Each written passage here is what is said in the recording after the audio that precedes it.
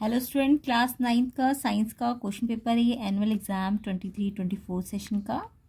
तो अभी जिन बच्चों का एग्ज़ाम नहीं हुआ है उनके लिए इम्पॉर्टेंट है, तो इसे अच्छी तरह से समझ लीजिए। इम्पॉर्टेंट पॉइंट भी मैं डिस्कस कर लूँगी।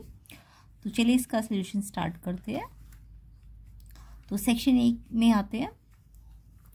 फर्स्ट क्वेश्चन है आपका, which of the following are homogeneous in nature. इनमें से कौन सा होमोजीनियस नेचर का है। तो होमोजीनियस एक्चुअल में होता क्या है। होमोजीनियस जहाँ पे यूनिफॉर्म कंपोजिशन हो, यानी कि विजिबल बाउंड्री ना हो। ठीक है, बाउंड्री ना हो।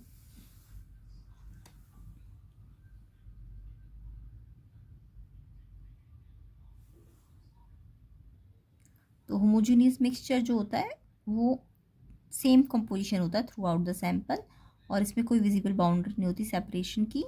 जैसे सॉल्ट सोल्यूशन हो गया है ना, या फिर शुगर सोल्यूशन।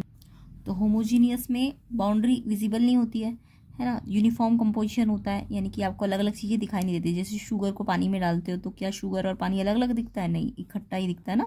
तो वो होमोजीनियस होता है। हेट्रोजीनियस इसका उल्टा है, उसमें नॉन यूनिफॉर्म कंपोजिशन होता है। जैसे कि आप राइस में दाल डाल दोगे या फिर चॉक पाउडर पानी में डाल दोगे तो अलग अलग दिखेगा ना आपको, तो वो हेट्रोजीनियस है। उसमें नॉन यूनिफॉर्म कंपोजिशन होता है, उसमें बाउंड्री विजिबल होती है। ठीक है, तो वो हेट्रो है। बट होमो के बारे में पूछा है आपको, होमोजीनियस। तो होमोजीनियस देखो, आइस जो है यूनिफॉर्म कंपोजिशन ही तो है पूरा। आइस में कुछ अलग अलग चीज़ें दिखती है? नहीं दिखती है। तो आइस यूनिफॉर्म कंपोजिशन है, इसलिए होमोजीनियस है। वुड वुड होमोजीनियस नहीं होती है। सॉइल भी नहीं होती। एयर होती है होमोजीनियस, क्योंकि एयर में बहुत सारे गैसेज है, बट वो क्या अलग अलग दिख रही है आपको? नहीं दिख रही है। तो आइस और एयर जो है यूनिफॉर्म कंपोजिशन है, इसमें बाउंड्री विजिबल नहीं होती। तो यहाँ पे नो विजिबल बाउंड्री। अगर विजिबल बाउंड्री नहीं है तो इट मीन्स ये कैसा है? होमोजीनियस है ना। Homogeneous mixture. तो होमोजीनियस भी आपको याद करना है, इंपॉर्टेंट है। Homogeneous, heterogeneous. तो इसलिए इसका आंसर आइस और एयर होना चाहिए क्वेश्चन नंबर 1 का, क्योंकि वुड और सॉइल तो हेट्रो है। तो आइस और 1 एयर, तो 1 और 4, ऑप्शन सी इसका आंसर हो जाएगा। तो वीडियो को लाइक ज़रूर कीजिएगा, कम से कम 200 लाइक तो दीजिए, ताकि मैं इसकी आपके एग्ज़ाम से रिलेटेड तैयारी करा सकूं। और ये इंपॉर्टेंट क्वेश्चन पेपर है, तो आपको ये अच्छी तरह से करना है। इसके अलावा प्लेलिस्ट बनी हुई है साइंस की, उसको भी अच्छी तरह से करना है। अगर आपको प्लेलिस्ट के 3-4 क्वेश्चन पेपर कर लोगे तो आपको मतलब सारी तैयारी हो जाएगी, एक तरह से पूरी तैयारी हो जाएगी आपकी। तो उसे ज़रूर चेक कर लेना, डिस्क्रिप्शन में लिंक में मैं डाल दूंगी। Question number 2, the property to flow is unique to fluids, which one of the following statement is correct. तो जो फ्लो करने की प्रॉपर्टी होती है वो फ्लूइड की होती है। फ्लूइड किन्हें कहते हैं? जो चीज़ें फ्लो करती है ना। तो फ्लूइड की डेफिनेशन भी पूछे तो सब्सटेंस जो फ्लो करते हैं उन्हें फ्लूइड्स कहते हैं। तो फ्लूइड कहते किस किस को है ये आपको पता होना चाहिए। तो फ्लूइड्स ना आपके सिर्फ फ्लूइड मतलब आपका हो गया कि लिक्विड बहते हैं, नहीं। लिक्विड के साथ साथ गैसेस भी फ्लूइड में आती है, क्योंकि जो भी चीज़ें फ्लो कर रही है वो फ्लूइड है। फ्लो जो भी कर रहा है वो फ्लूइड होता है। तो लिक्विड भी बहते हैं और गैसेस भी तो फ्लो करती है, तो यानी लिक्विड और गैस दोनों को फ्लूइड कहते हैं। समझ आया? तो यहाँ भी बोला सिर्फ ओनली गैसेस ही फ्लूइड है? नो, गैसेस सॉलिड है क्या? सॉलिड थोड़ी ना फ्लो करते हैं, ये भी गलत है। गैसेस और लिक्विड दोनों को फ्लूइड कहते हैं, यस ये ठीक है। तो इन्होंने क्या पूछा है? करेक्ट स्टेटमेंट पूछी है, तो सी ऑप्शन इसका आंसर हो जाएगा। ठीक है, सिर्फ लिक्विड्स फ्लूइड नहीं है, गैसेज और लिक्विड दोनों मिला के फ्लूइड है। सी ऑप्शन इसका आंसर है, क्योंकि यहाँ ऑनली लिख दिया इसलिए ये इसका करेक्ट आंसर नहीं है। ओके, तो सी ऑप्शन इसका आंसर हो जाएगा। Next question number 3, a few substance are arranged in the increasing order of force of attraction between their particles. तो कौन सा करेक्ट अरेंजमेंट है? तो आपको पता होगा कि फोर्स ऑफ अट्रैक्शन किस में ज़्यादा होता है और किस में कम होता है। तो आपको सबसे पहले पता है कि फोर्स ऑफ अट्रैक्शन सबसे ज़्यादा किस में होता है? सॉलिड में होता है, फिर उसके बाद लिक्विड में होता है, और सबसे कम किस में होता है? गैसेज में होता है फोर्स ऑफ अट्रैक्शन। सबसे ज़्यादा आपका फोर्स ऑफ अट्रैक्शन मैक्सिमम जो होता है वो सॉलिड में होता है। क्यों होता है? रीज़न भी आपको इसका पता होगा, क्योंकि इसमें पार्टिकल क्लोज होते हैं ना, क्लोज होते हैं। लिक्विड में उसके बाद थोड़ा कम होता है, और सबसे कम जो फोर्स ऑफ अट्रैक्शन होता है पार्टिकल्स का, सबसे मिनिमम जो फोर्स ऑफ अट्रैक्शन होता है वो गैसेस में होता है, क्योंकि इसके पार्टिकल्स बहुत फार अवे होते हैं। तो ये तो आपको डिफरेंस आता होगा सॉलिड लिक्विड गैस में। तो अब आपको फोर्स ऑफ अट्रैक्शन को कैसे लगाना है? इंक्रीजिंग ऑर्डर में। इंक्रीजिंग का मतलब फोर्स ऑफ अट्रैक्शन कम से ज़्यादा, कम से ज़्यादा, यानी कि मुझे ऐसे ऑर्डर पे जाना है, गैस से लिक्विड पे जाऊंगी और फिर सॉलिड पे जाऊंगी। तो सबसे पहले गैस आनी चाहिए, फिर लिक्विड आना चाहिए, फिर सॉलिड। तो यहाँ पे देखो वाटर तो लिक्विड आ गया पहले, तो ये तो गलत हो जाएगा। एयर गैस आ गई, ठीक है, गैस आ गई। लिक्विड, शुगर कोई लिक्विड है नहीं, पहले गैस आनी चाहिए थी फिर लिक्विड आना चाहिए था, गैस तो आ गई, तो मतलब नहीं, हाँ यहाँ गैस तो आ गई बट शुगर आ गया, तो यानी ये सॉलिड आ गया ना, गलत हो जाएगा। सॉल्ट, सॉल्ट क्या है, सॉल्ट आपका सॉलिड है, तो पहले सॉलिड थोड़ा ना आएगा, ये ऑर्डर जाना है ना, कम से ज़्यादा पे जाना है, इंक्रीजिंग ऑर्डर बोल रहा है, तो कम से ज़्यादा पे, तो force of attraction come gases का, फिर लिक्विड आना चाहिए, फिर सॉलिड, तो यहाँ पे पहले सॉलिड आ गया, ये भी गलत है, गैस आ गई फिर लिक्विड आ गया फिर सॉलिड, तो ये ऑर्डर सही है आपका, यानी कि जो डी ऑप्शन है आपका वो सही आंसर है। ठीक है, तो इंक्रीजिंग ऑर्डर में बोला है, तो सबसे कम फिर उससे ज़्यादा, फिर तो सबसे पहले गैस आनी है, फिर लिक्विड आना, फिर सॉलिड, तो इसका आंसर डी ऑप्शन हो जाएगा। किस किस को ये क्वेश्चन समझ आया कमेंट करके ज़रूर बताइएगा। Next question, atomic mass of chlorine, chlorine का एटॉमिक मास कितना होता है? तो देखो क्लोरीन के ना 2 आइसोटॉप्स होते हैं, आइसोटॉप का मतलब समझते हैं, क्लोरीन के एटॉमिक नंबर तो 17 ही है, वो तो फिक्स है, बट इसका मास नंबर, एक क्लोरीन 35 मास होता है और एक 37 मास होता है, तो 2 आइसोटॉप होते हैं इसके, जिसमें एटॉमिक नंबर सेम हो और मास नंबर डिफरेंट हो, उसको हम क्या कहते हैं, आइसोटॉप। तो आइसोटॉप्स क्लोरीन के 2 है। ठीक है, तो अगर मैं इनका एवरेज एटॉमिक मास निकालूँ ना, तो ये कितना आएगा, 35.5, एवरेज का मतलब 35 और 37 का एवरेज आपका इतना आ जाएगा। ठीक है, एबंडेंस के अकॉर्डिंग, तो 35.5 ए ऑप्शन इसका आंसर हो जाएगा, 35.5। नेक्स्ट क्वेश्चन देखते हैं, क्वेश्चन नंबर 5,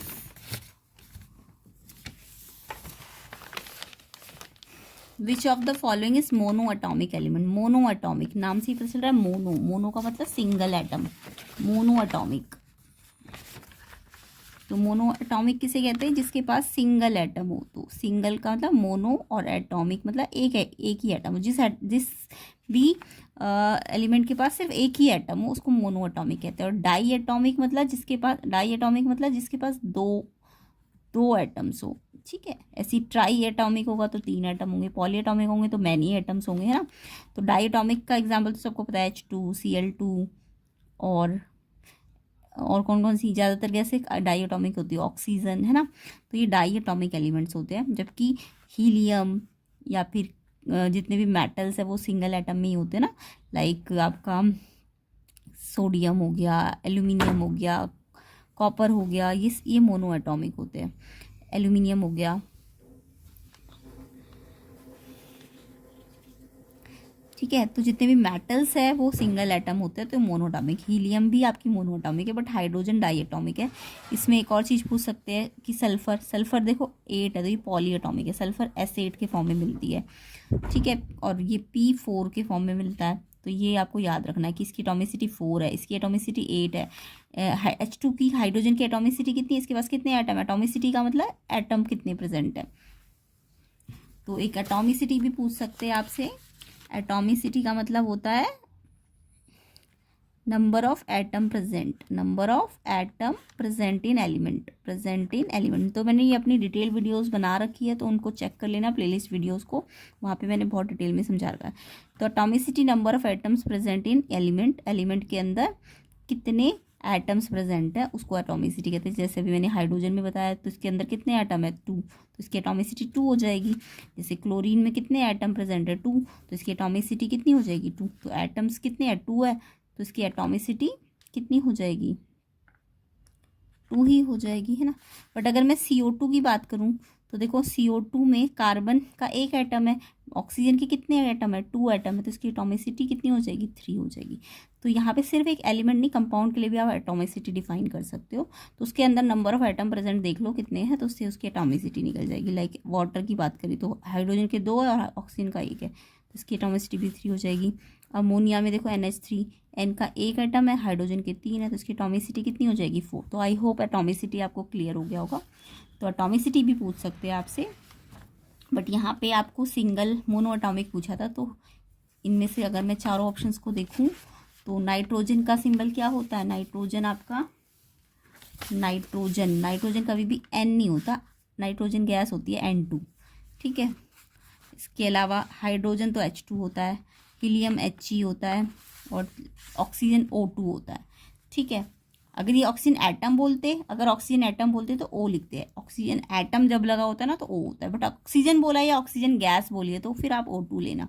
ऐसे हाइड्रोजन एटम बोलेंगे तो सिर्फ H होगा, बट हाइड्रोजन बोल दिया या हाइड्रोजन गैस बोल दी तो H2 होगा। ऐसे ही नाइट्रोजन अगर सिर्फ नाइट्रोजन एटम बोला तो एन लिखना, एटम जब भी बोले तो एन, बट अगर सिर्फ नाइट्रोजन या नाइट्रोजन गैस बोलेंगे तो N2 होता है, ठीक है। सल्फर एटम बोला तो सिर्फ एस लिखो, बट सल्फर बोल दिया या सल्फर गैस बोल दी तो आप S8 लगाओगे, ओके। तो ये जितनी एटम्स के फॉर्म में रहते हैं उतना वो सल्फर का क्या होता है, सल्फर गैस होती है ना। तो बट एटम बोला तो जस्ट सल्फर लिखोगे। तो यहाँ पे नाइट्रोजन बोला तो N2, H2, हीलियम O2। अब यहाँ पे सिंगल एटम कौन सा है, हीलियम है ना, तो यानी हीलियम मोनो एटॉमिक हो जाएगी। आई होप ये आपको डिटेल में मैंने समझा दिया। कमेंट करके ज़रूर बताइएगा आपको समझ आया कि नहीं आया। एंड प्लेलिस्ट की वीडियोस को ज़रूर देखिए और शेयर कीजिए वीडियो को ज़्यादा से ज़्यादा, ताकि मैं इसको कंप्लीट करूं। एंड जो ऑफिशियल DOE का सैम्पल पेपर है उसे भी कंप्लीट करेंगे इस ईयर का, तो प्लेलिस्ट सेक्शन में डले हुए हैं, उसको चेक कर लेना। नेक्स्ट क्वेश्चन नंबर 6 पे आते हैं। Which of the following are physical changes, कौन से फिजिकल चेंजेस है। फिजिकल चेंज जो मतलब जो जिसमें न्यू प्रॉपर्टीज़ ना आए, ठीक है, प्रॉपर्टी चेंज ना हो तो उसको फिजिकल चेंज कहते हैं। जैसे मेल्टिंग ऑफ आयरन मेटल, अगर आयरन मेटल मेल्ट हो जाती है तो वो आयरन ही रहेगा ना, तो मेल्टिंग करने से कोई चीज़ चेंज थोड़ा ना होती इसकी प्रॉपर्टी, तो यानी कि ये फिजिकल चेंज है मेल्टिंग, ठीक है। Bending of an iron rod को सिर्फ आपने बेंड किया है तो ये भी फिजिकल चेंज है, इससे भी उसकी प्रॉपर्टी चेंज नहीं होगी। तो प्रॉपर्टी अगर चेंज नहीं हो रही है तो वो फिजिकल चेंज है। Melting of iron physical, melting of, हाँ मेल्टिंग जो है फिजिकल चेंज है। बर्निंग होता या फिर हाँ बर्निंग ऑफ वैक्स होता तो केमिकल चेंज होता, मेल्टिंग ऑफ वैक्स होता तो फिजिकल चेंज होता है, ये याद रखना। Melting of wax physical change है, burning of wax chemical change है। तो रस्टिंग ऑफ आयरन, यहाँ पे प्रॉपर्टी चेंज हो जाती है जब रस्टिंग होती है, तो ये आपका फिजिकल चेंज नहीं है, केमिकल चेंज होता है। Drawing a wire of iron metal, जब मैं आयरन मेटल से वायर ड्रॉ करूँगी, खींचूंगी, तो उसमें वायर खींची है ना, तो प्रॉपर्टी थोड़ा ना चेंज हुई है, तो फोर्थ भी ये आपका फिजिकल चेंज है, तो ये भी फिजिकल चेंज है। मेल्टिंग भी फिजिकल चेंज है, बेंडिंग भी फिजिकल चेंज है। तो 1, 3 एंड 4 आंसर हो जाएगा इसका, 1, 3 एंड 4। ये सेकंड वाला ऑप्शन तो यहाँ से भी हट गया, यहाँ से भी हट गया। सेकंड यहाँ पे है ना, तीनों जगह पे देखो, तो सेकंड वाले ऑप्शन तो हट ही गए हैं, यानी कि तो यही वाला ऑप्शन होना चाहिए। तो मेल्टिंग किसी भी चीज़ की हो रही है फिजिकल होता है, बेंडिंग हो रही है तो भी फिजिकल, खींच रहे हो कटिंग कर रहे हो तो भी फिजिकल, बट बर्निंग हो रही है रस्टिंग हो रही है तो फिजिकल नहीं होता, फिर केमिकल होता है, क्योंकि प्रॉपर्टी चेंज हो जाती है, न्यू सब्सटेंसेस फॉर्म्ड हो जाते हैं तो केमिकल, अगर न्यू सब्सटेंसेस नहीं चेंज हो रहे तो physical. 7th question, which of the following does not match the characteristic of an isotope. Isotope देखो क्या होता है, अभी मैंने आपको बताया आइसोटॉप मतलब, अभी मैंने आपको क्लोरीन का एग्जाम्पल लेके समझाया था कि क्लोरीन में 17 एटॉमिक नंबर सेम है बट मास नंबर डिफरेंट है, एटॉमिक सिंबल में नीचे लिखते हैं और मास ऊपर लिखते हैं, ठीक है। तो यहाँ पे इसे आइसोटॉप कहते हैं। तो जैसे कार्बन का भी एग्जाम्पल ले लो, कार्बन का 6 एटॉमिक नंबर तो फिक्स रहेगा बट मास नंबर चेंज हो रहा है, 12, 14, ओके 13 भी होता है, तो इसके 3 आइसोटॉप होते हैं कार्बन के। तो यहाँ पे मोस्टली जो सबसे ज़्यादा पाया जाता है वो ये वाला है, ठीक है, एबंडेंट मतलब जो बहुत ज़्यादा मिलता है वो ये वाला है। तो यहाँ पे एटॉमिक नंबर सेम है बट मास नंबर डिफरेंट है, जिसके कारण आप न्यूट्रॉन जब निकालोगे, आपको पता है मास क्या होता है, प्रोटॉन प्लस न्यूट्रॉन, तो न्यूट्रॉन कैसे निकलेंगे, मास में से प्रोटॉन को माइनस करके। ये एटॉमिक नंबर को ही प्रोटॉन कहते हैं, यानी कि ये एटॉमिक नंबर 6 है तो प्रोटॉन भी 6 ही होगा, तो मास कितना है 12, तो 12 माइनस 6 आ जाएगा इसका। बट यहाँ से आप निकालोगे तो ये 8 आ जाएगा, तो न्यूट्रॉन डिफरेंट आ रहे हैं ना, न्यूट्रॉन क्या आ रहे हैं, डिफरेंट आ रहे हैं, डिफरेंट। तो मतलब आइसोटॉप में क्या होता है, न्यूट्रॉन भी डिफरेंट होते हैं बट एटॉमिक नंबर सेम है ना, तो केमिकल प्रॉपर्टी तो उसकी सेम ही रहती है, जिसके एटॉमिक नंबर चेंज नहीं हो रही, प्रोटॉन चेंज नहीं हो रही, यानी केमिकल प्रॉपर्टी चेंज नहीं हो रही है। तो यहाँ पे बोला है कि जो ना मैच करे आइसोटॉप को, तो आइसोटॉप में मैंने अभी आपको क्या बताया कि इनकी केमिकल प्रॉपर्टी सेम होती है, यस ये तो ठीक है, ये तो मैच कर रहा है। नंबर ऑफ न्यूट्रॉन भी डिफरेंट होता है, अभी मैंने आपको समझाया नंबर ऑफ न्यूट्रॉन, देखो एक में 6 आ रहे, एक में 8 आ रहे, यानी ये भी ठीक है, आइसोटॉप के बारे में ये भी ठीक है। आइसोटॉप जो होते हैं रेडियो एक्टिव भी हो सकते हैं, यस ये भी ठीक है। Isotope are atom of different element, no element तो सेम है, कार्बन कार्बन है ना, तो एलिमेंट सेम होना चाहिए तभी तो उसका एटॉमिक नंबर सेम होगा। मास नंबर भले ही डिफरेंट हो रहा है बट अगर एटॉमिक नंबर सेम है यानी एलिमेंट सेम है, तो यानी डिफरेंट एलिमेंट नहीं हो सकता, तो यानी ये गलत है, ये आइसोटॉप के ऊपर नहीं है ये बात। तो हमें नॉट वाली तो ढूंढनी थी, तो ये इसका आंसर हो जाएगा, बी ऑप्शन इसका आंसर हो जाएगा। Next question number 8, conducting tissues present in vascular bundle are. तो यहाँ पे कंडक्टिंग टिश्यूज जाइलम और फ्लोएम होते हैं, ये आप बायो में थोड़ा सा पढ़ लेना कंडक्टिंग टिश्यूज के बारे में, तो ये जाइलम फ्लोएम है, B option. Plasmolysis is in a plant cell is defined as, plasmolysis का मतलब क्या है, प्लाज्मोसिस जो होता है वो श्रिंकेज होती है साइटोप्लाज्म की इन हाइपरटोनिक मीडियम। बी ऑप्शन है इसका आंसर। ये जो टिक लगे सारे सही नहीं है, ये बी ऑप्शन है इसका आंसर। ठीक है, नेक्स्ट क्वेश्चन देखेंगे। The outer membrane is absent in, outer membrane किस में एब्सेंट होती है? इसमें, राइबोसोम में आउटर मेम्ब्रेन नहीं होती है। ठीक है, तो ये ऑप्शन क्वेश्चन नंबर 10 का आंसर ए ऑप्शन होगा। बाकी एक पूछ सकते हैं आपको डबल मेम्ब्रेन कहाँ एब्सेंट होती है, तो वो लाइसोसोम में होती है। ठीक है, नेक्स्ट क्वेश्चन देखेंगे। On observing onion peel under low power of compound microscope की लो पावर में अगर हम अनियन पील को देखें तो क्या क्या दिखेगा आपको? तो यहाँ पे आपको न्यूक्लियस दिखेगा, सेल मेम्ब्रेन भी दिखेगी, वैक्यूल भी दिखेगा। ठीक है, तो ऑप्शन ए है इसका आंसर 11 का।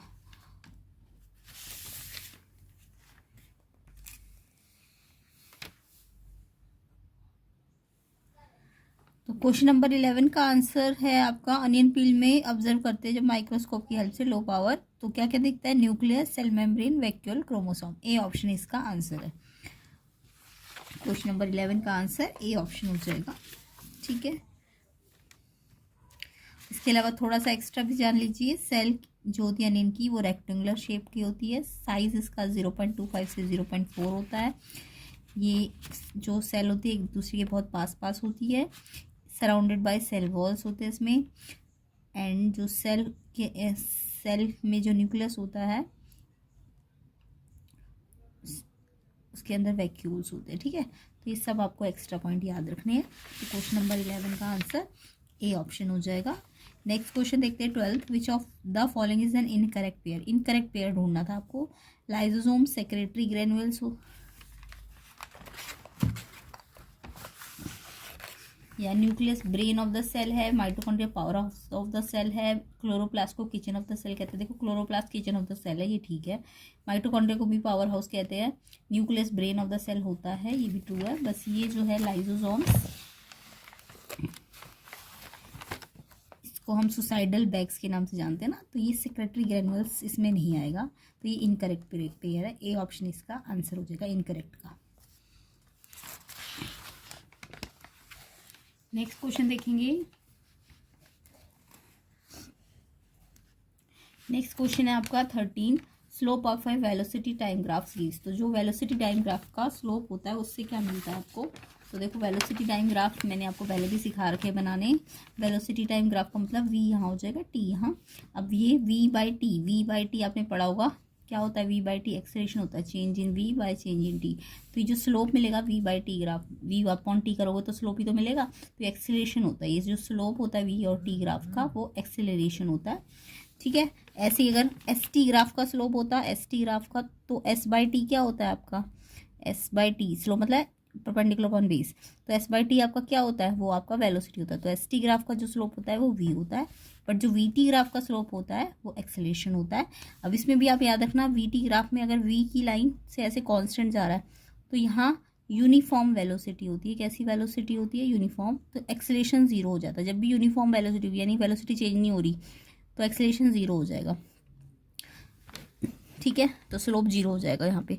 बट यहाँ पे st ग्राफ में अगर ऐसे स्ट्रेट लाइन आ गई तो यहाँ पे s जीरो नहीं है, s तो कांस्टेंट है। s क्या है? कांस्टेंट, डिस्प्लेसमेंट कांस्टेंट होता है, तो वेलोसिटी जीरो हो जाती है। डिस्प्लेसमेंट कांस्टेंट है क्योंकि इसका जो स्लोप है वो v है ना, तो यहाँ पे s कांस्टेंट है अगर, तो v जीरो हो जाएगा, और v जीरो हो जाएगा तो ऑब्वियसली a भी जीरो ही हो जाएगा, है ना। तो यहाँ पे कुछ ग्राफ से ही आपको समझने हैं। st ग्राफ अगर ऐसे जा रहा है तो इसमें वेलोसिटी जीरो है, और अगर st ग्राफ आपका ऐसे जा रहा है लीनियर, तो v स्लोप जो है वो, जब ये लीनियर ग्राफ बनेगा st ग्राफ, तो ये यूनिफॉर्म वेलोसिटी होती है। ये कैसी होती है? ये भी यूनिफॉर्म है। तो यूनिफॉर्म वेलोसिटी का ग्राफ ये भी हो जाएगा और ये वाला भी हो जाएगा। ये दोनों ग्राफ यूनिफॉर्म वेलोसिटी के। तो यूनिफॉर्म वेलोसिटी में मैंने आपको बताया एक्सेलरेशन जीरो, तो एक्सेलरेशन जीरो आपका इस वाले ग्राफ में भी होगा और इस वाले ग्राफ में भी होगा। ठीक है, बट यहाँ नहीं होगा क्योंकि यहाँ एक्सेलरेशन तो बढ़ रहा है ना, यूनिफॉर्म एक्सेलरेशन है ये तो अगर यूनिफॉर्म वेलोसिटी हो तो आपको समझना है ना एक्सेलरेशन जीरो है। तो यूनिफॉर्म वेलोसिटी ग्राफ किस में बनता है? st ग्राफ में होगा तो ऐसे बनेगा, और vt ग्राफ में होगा तो ये यूनिफॉर्म वेलोसिटी ऐसे स्ट्रेट लाइन बनती है, v की तरफ से कांस्टेंट हो जाता है। तो ये सारे ग्राफ्स आपको आने चाहिए। तो यहाँ पे हमें बोला था वीटी ग्राफ का स्लोप वो एक्सीलरेशन होगा, तो बी ऑप्शन है इसका आंसर क्वेश्चन नंबर 13 का। नेक्स्ट क्वेश्चन देखते हैं। In which of the following cases the distance moved and the magnitude of displacement are equal. तो डिस्टेंस और डिस्प्लेसमेंट कहाँ पे इक्वल होते हैं।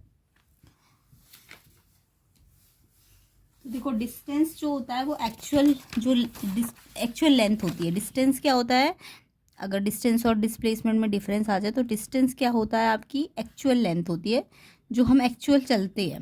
ठीक है, हमने एक्चुअल कितना चला, एक्चुअल लेंथ कवर्ड जो होती है उसको हम क्या कहते हैं, डिस्टेंस कहते हैं। बट जो आपका डिस्प्लेसमेंट होता है ना, वो आपका एक्चुअल लेंथ नहीं होता, वो distance between initial path, distance between initial path to final path. जो फाइनल से इनिशियल पाथ का डिस्टेंस होगा सिर्फ उसको ही लेंगे।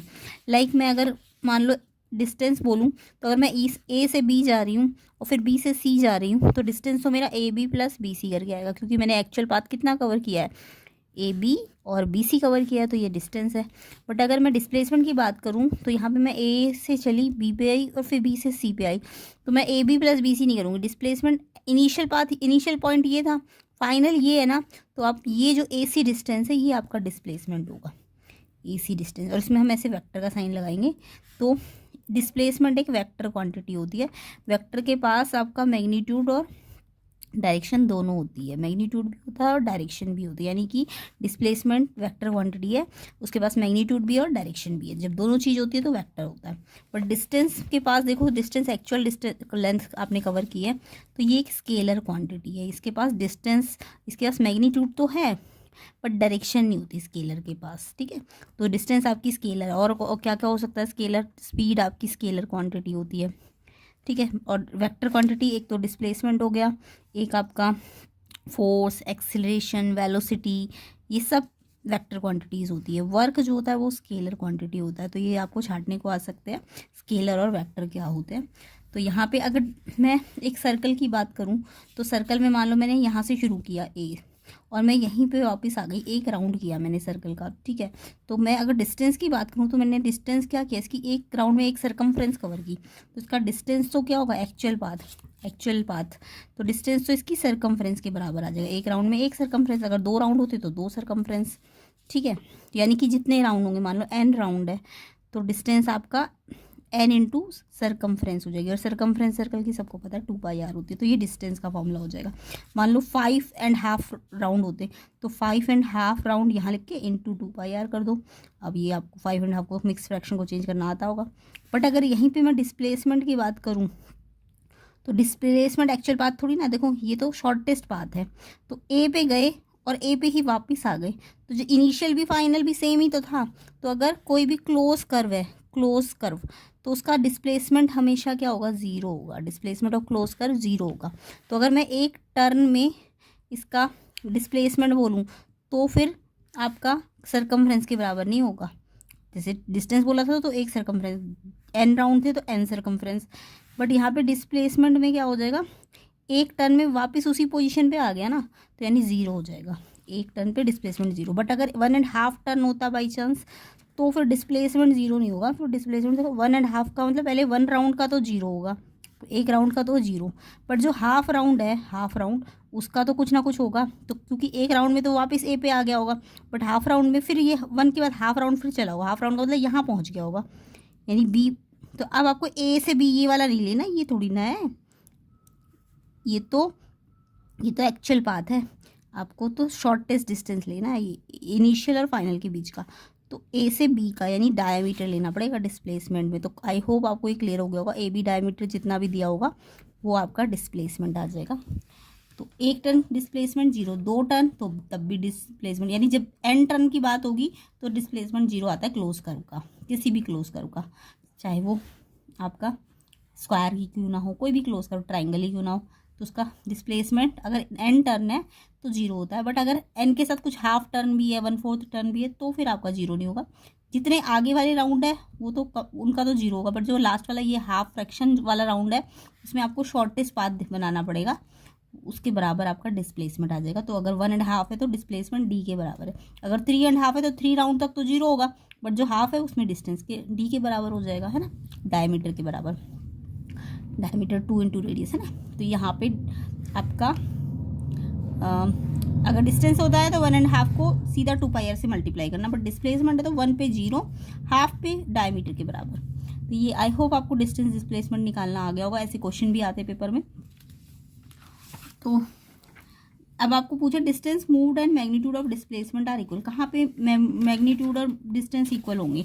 तो देखो अगर कोई पार्टिकल है चलता ही जा रहा है, मान लो वो 10 गया ए से बी में, ठीक है, अब वो बिना अपनी डायरेक्शन चेंज किए ना चलता ही जा रहा है, चलता ही जा रहा है, मान लो 5 और चल गया, तो सेम डायरेक्शन में अगर वो चल रहा हो तो देखो यहाँ पे डिस्टेंस भी इसका 15 ही आएगा और डिस्प्लेसमेंट भी इसका 15 ही आएगा, क्योंकि पोजीशन इसने डायरेक्शन थोड़ी ना चेंज की। तो ये डिस्प्लेसमेंट भी 10 आएगा, मतलब 15 आ जाएगा टोटल, और डिस्टेंस भी। तो जब कोई चीज़ स्ट्रेट लाइन पे चल रही है बिना डायरेक्शन चेंज किए, तो यानी कि स्ट्रेट लाइन पे बिना डायरेक्शन चेंज किए अगर चल रही है तो उसमें डिस्टेंस और डिस्प्लेसमेंट दोनों इक्वल होंगे। तो ये ए ऑप्शन इसका आंसर है। सर्कुलर पाथ में तो मैंने डिफरेंस बता दिया, सर्कुलर पाथ में डिस्टेंस और डिस्प्लेसमेंट अलग अलग आ सकते हैं, ठीक है, अलग ही आएगा हमेशा। Pendulum moving to and fro में डिस्टेंस तो एक्चुअल पाथ होगा जितना वो कवर करेगा, बट डिस्प्लेसमेंट तो इनिशियल टू फाइनल में जो शॉर्टेस्ट पाथ होगा, शॉर्टेस्ट पाथ को हम डिस्प्लेसमेंट कहते हैं। तो यहाँ भी अलग आएगा। अर्थ अगर सन के चारों ओर घूम रही है तो वो भी डिस्टेंस अलग आएगा, सर्कमफ्रेंस और डिस्प्लेसमेंट अलग आएगा। तो ये आंसर ठीक है। जब स्ट्रेट रोड पे कोई चेंज बिना डायरेक्शन चेंज की कोई चीज़ चल रही है तो उस टाइम पे डिस्टेंस और डिस्प्लेसमेंट इक्वल होता है। ए ऑप्शन इसका आंसर है। नेक्स्ट क्वेश्चन देखते हैं, find out the correct sentence. Correct sentence find out करना है। हाइब्रिडाइजेशन का मतलब crossing between genetically dissimilar plant, यही इसकी डेफिनेशन होती है। हाइब्रिडाइजेशन क्या होता है, जब दो डिसिमिलर प्लांट को जेनेटिकली जो डिसिमिलर प्लांट होते हैं उनकी क्रॉसिंग करते हैं तो हाइब्रिडाइजेशन होता है। तो ठीक है। Introducing jeans of desired characteristic into plant give genetically modified group.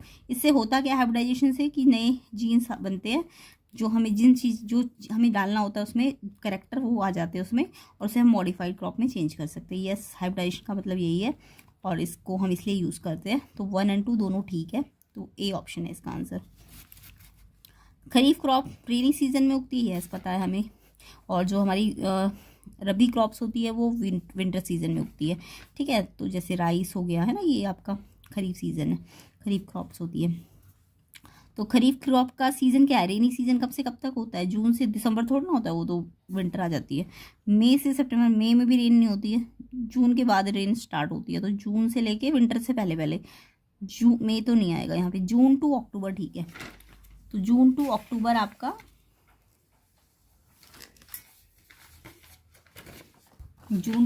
Rainy season होता है, इसमें आपका खरीफ क्रॉप्स उगती है। तो खरीफ और रबी में डिफरेंस भी आपको याद करनी है, और मैंने करा भी रखे, प्लेलिस्ट सेक्शन में जाके देखना। इंपॉर्टेंट क्वेश्चन पेपर्स हैं, उनके नोट्स बनाइए, याद कीजिए उन्हें, सिर्फ देखिए मत। 17 question, assertion and the solid do not diffuse in air. Solid air में डिफ्यूज नहीं होते क्योंकि उनके पार्टिकल बहुत पास होते हैं, इसलिए वो डिफ्यूज नहीं होते, है ना। तो एजर्शन ठीक है आपका।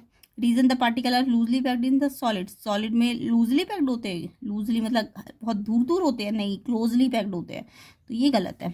तो एजर्शन तो ठीक है कि वो क्यों नहीं डिफ्यूज हो रहे, क्योंकि उनके पार्टिकल, उनमें स्ट्रॉन्ग फोर्स ऑफ अट्रैक्शन है, पार्टिकल बहुत क्लोजली पैक्ड है। तो अगर ये क्लोजली पैक्ड बोलते तो एजर्शन भी ठीक होता, रीजन भी ठीक होता, और ऑप्शन एक्सप्लेनेशन भी ठीक होता, तब आंसर ए होता। अभी लूजली बोल दिया तो आपका रीजन गलत हो जाएगा ना, लूजली बोला है ना, क्लोजली थोड़ा बोला, लूजली का ना बहुत दूर दूर होता है,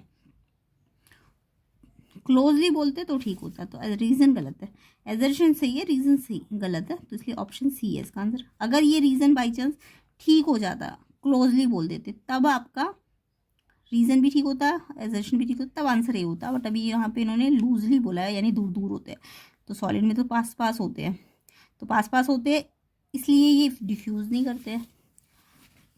cork is a protective tissue present in plant. Yes, protective tissue होती है कॉर्क, जो बार्क होती है, आउटर बार्क, उसको कॉर्क कहते हैं। तो ये प्रोटेक्शन का काम करती है ना प्लांट के लिए। तो next reason, it aids in protection against water loss. ये वाटर लॉस से प्रोटेक्शन करती है, मैकेनिकल इंजरी अगर प्लांट को हो जाए उससे प्रोटेक्शन देती है, माइक्रोबियल इन्फेक्शन से इसको प्रोटेक्ट करती है। तो यानी ये इसका काम है कॉर्क का। तो बिल्कुल ठीक है, कॉर्क प्रोटेक्टिव टिश्यू है। क्यों है, क्योंकि ये सबसे प्रोटेक्शन कर रही है। तो रीजन भी ठीक है, एक्सप्लेनेशन भी ठीक है, इसलिए ऑप्शन ए इसका आंसर हो जाएगा। क्वेश्चन नंबर 18 का। 19 देख लेते हैं। एजर्शन है when a striker hit the bottom of the pile of coins. आपने कैरम खेला होगा तो स्ट्राइकर्स को जब मैं देखो जब हम क्या करते हैं, सारे जो उसके कॉइन्स होते हैं उसको एक के ऊपर एक रखते हैं ना, और फिर मैं जब स्ट्राइकर को मारती हूँ तो सिर्फ नीचे वाला कॉइन ही क्या करता है, वो बाहर निकलता है, बाकी बिना को अदर्स को डिस्टर्ब किए। तो यही तो होता है कि जब भी स्ट्राइकर को हिट करते हैं bottom of pile of coin से, बॉटम से, तो बॉटम वाला ही बाहर निकलता है बिना ऊपर वालों को डिस्टर्ब किए। तो यस, एजर्शन बिल्कुल ठीक है। क्यों? क्योंकि जो बॉटम वाला पे मैंने स्ट्राइक किया तो बॉटम वाला ही बाहर निकलेगा, क्योंकि ऊपर वाले जो होते हैं, अपर वाले जो होते हैं, वो इनर्शिया है, उनमें इनर्शिया की प्रॉपर्टी है कि वो ऊपर रेस्ट पे थे तो अभी भी वो रेस्ट पे ही रहना चाहते हैं। बट वो बॉटम वाले को मैंने स्ट्राइक किया तो बॉटम वाला को मूव करना पड़ा, बट अपर वाले कैसा रहना चाहते हैं, रेस्ट में रहना चाहते हैं। तो इनर्शिया, जो कि लॉ, फर्स्ट लॉ होता है ना, इनर्शिया। तो एजर्शन बिल्कुल ठीक है। रीजन देख लेते हैं। For every action there must be an equal and opposite reaction. Every action का इक्वल एंड अपोजिट रिएक्शन है, ये आपका न्यूटन का थर्ड लॉ होता है। यस, ये भी ठीक है, थर्ड लॉ है ये। लेकिन ये स्टेटमेंट वाइज तो करेक्ट है, बट ये इसको एक्सप्लेन नहीं कर रहा। इसको एक्सप्लेन करने के लिए अगर ये फर्स्ट लॉ की स्टेटमेंट लिखती है इनर्शिया वाली, तब तो ये रीजन एक्सप्लेन कर रहा होता, अदरवाइज एक्सप्लेन नहीं कर रहा, इसलिए ऑप्शन बी है इसका आंसर। नेक्स्ट क्वेश्चन नंबर 20 देख लेते हैं।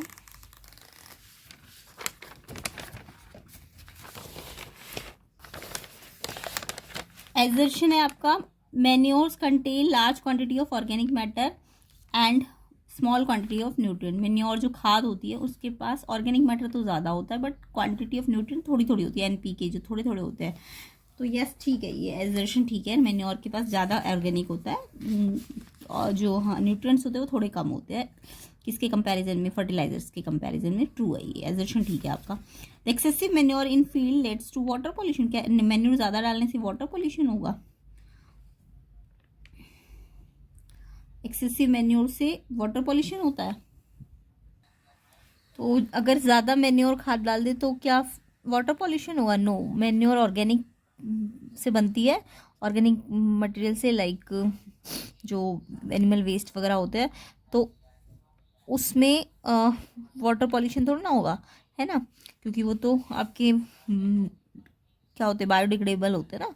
तो मैन्योर बायोडिग्रेडेबल है तो वो वाटर पॉल्यूशन नहीं करेगी, यानी रीज़न गलत है, ना ही वो वाटर लॉस करेगी। तो ये रीज़न गलत है, इसलिए एजर्शन से ये रीज़न गलत है, इसलिए ऑप्शन सी इसका आंसर हो जाएगा। ओके, सो सेक्शन बी को हम नेक्स्ट पार्ट में कवर करेंगे।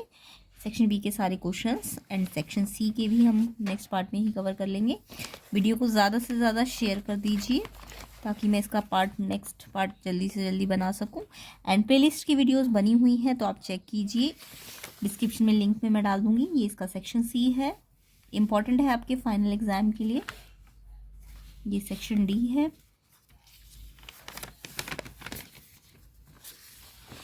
उसके बाद ये आपका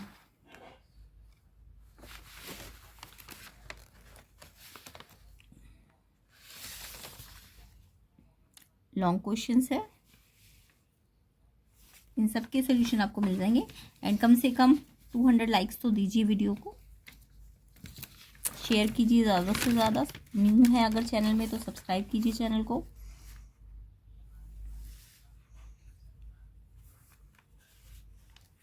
तो इन सब के आंसर्स आपको नेक्स्ट पार्ट में मिल जाएंगे। और ज़्यादा से ज़्यादा देखिए, थोड़ा सा देखते हैं आप, पूरी वीडियो नहीं देखते तो पूरा देखिए ताकि सारे पॉइंट्स आपको समझ आए। ठीक है, पूरी वीडियो को कोशिश कीजिए पूरा देखिए, चाहे थोड़ी सी स्पीड में देख लीजिए, बट पूरी देखा कीजिए वीडियो को। एंड नोट्स बनाइए साथ साथ, सिर्फ देखना नहीं है, नोट्स भी बनाने हैं साथ साथ। एंड एग्ज़ाम की प्रिपरेशन कीजिए। प्लेलिस्ट सेक्शन की वीडियो साइंस की बनी हुई है, उसको चेक कीजिए, उसे अच्छी तरह से रिवाइज कीजिए। प्लेलिस्ट को ज़रूर चेक कर लेना, इंपॉर्टेंट क्वेश्चंस है। अगर वो प्लेलिस्ट के क्वेश्चन पेपर कर लोगे आप, 3 से 4 क्वेश्चन पेपर है, तो आपका फाइनल एग्ज़ाम बहुत अच्छा जाएगा। तो आई होप आप करेंगे सब। तो वीडियो को शेयर कीजिए ज़्यादा से ज़्यादा।